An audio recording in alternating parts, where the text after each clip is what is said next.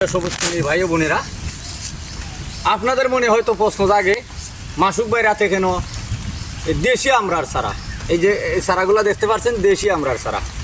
ভাই কোনোটাই ছোটো নয়, যে কোনো ফসিল করেন ইচ্ছা মতো করেন, ফসিল করতে অবহেলা করবেন না।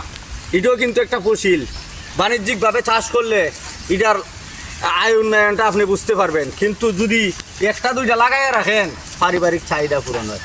আমি আশা করছি এই প্লটটা আমি মোটামুটি এই যে দেখতে পাচ্ছেন এই সাইডটা আমি দেশি আমরার চারা রোপণ করে তুলব। যদিও আমি দুনিয়া থেকে বিদায় নিয়ে যাই, তো আমার প্রজন্মরা যেন দেখতে পারে আমি একটা দেশি আমরার বাগান করে গেছি। এই জন্যই ভাই আমি দেশি আমরার চারাটি রোপণ করতেছি।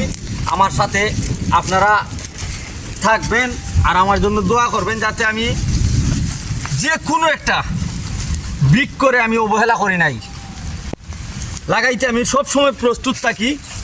যে কোনো ধরনের বৃক্ষের সাথে আমার অন্তরটা জড়িয়ে আছে, এই জন্যই আমি বৃক্ষের প্রতি কোনো অবহেলা নাই আমার। তো ভালো থাকবেন, খুদা হাফেজ।